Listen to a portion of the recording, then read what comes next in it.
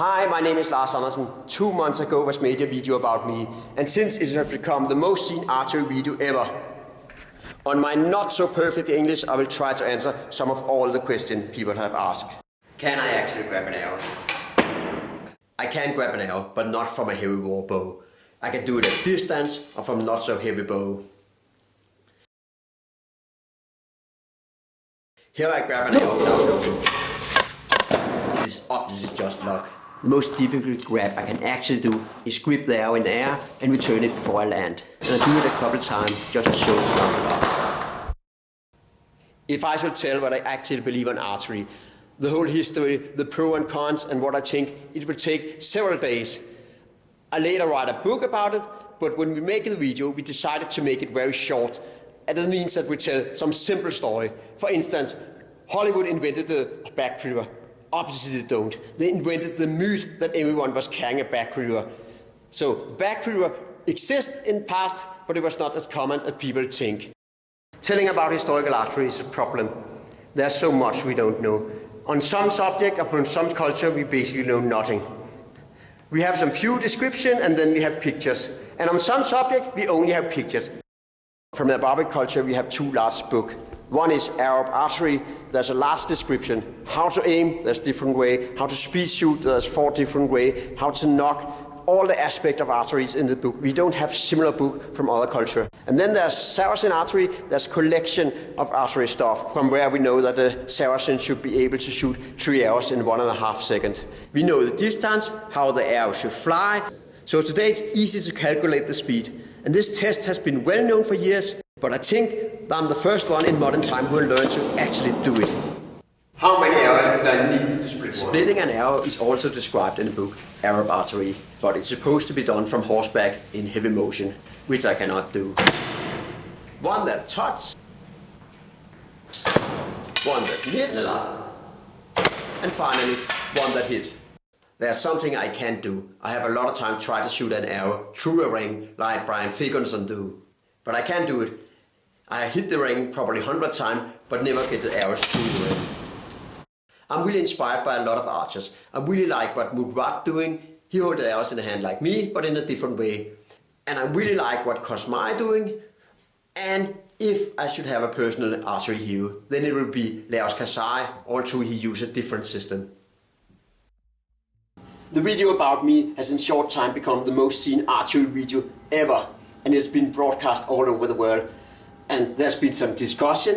And I want to make a video today about what we should think about his video.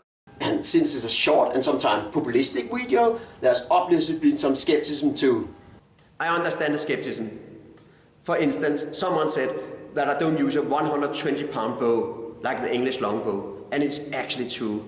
Like most modern archers, I don't have the physical strength. And then there's people who said that I have not reinvented the method. Other archers have known it before me. And that's true too. People have known it, but I'm probably the first one who learned to do it, like described in the old book. And then there's someone who said that I mix together archery from different cultures. And that's true too. But I think it's a little more complicated. There's only a limited way you can hold your arrows. So I think that the same way the Persian archer has ended up doing may have been used by an early Stone Age archer. But then there's also some skepticism I don't understand. Here's a list of some of the more funny claims against me. For instance, this video on the internet that has been seen by a lot of people. What he doesn't say is that the dialogue taking place in this book is remarkably silent on the actual details of the technique of speed shooting. The best and most detailed description of speed shooting we know is from this book, and it's just outside the screenshot. She has taken a screenshot from my video. She obviously don't know the book. She hadn't researched anything, just spent time making a funny video, and that's okay.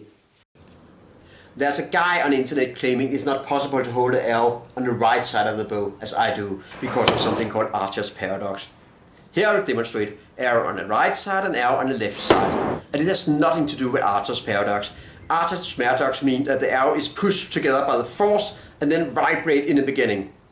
Arrow left or arrow right just fly a little to one side, and anyone can learn to aim a little to one side. It's easy, anyone can learn it in a few weeks. The same guy also claimed it's not physically possible to split an arrow at more than 10 feet. and by the way, are cheating and only do it at 3 feet. Here's more than 10 feet, and the arrow split. And the fun part is actually the Archer's paradox do that in the beginning, as I said, it goes from side to side, and to split an arrow, the arrow must fly straight. So it actually is more difficult at a short distance than at a long distance. A lot of people have asked me, can I really hit an incoming arrow? And yes, I can do it. But it's a very difficult thing to do. Don't try to do it yourself. Once I did not hit the arrow right. The most difficult thing I have done was try to do it without having time to look. I just turn around myself and instantly shoot. There's no time for aiming or anything else. I can basically just unscientific feel the arrow and nothing else. And that was the last question. I hope you have enjoyed my video. Thanks for watching.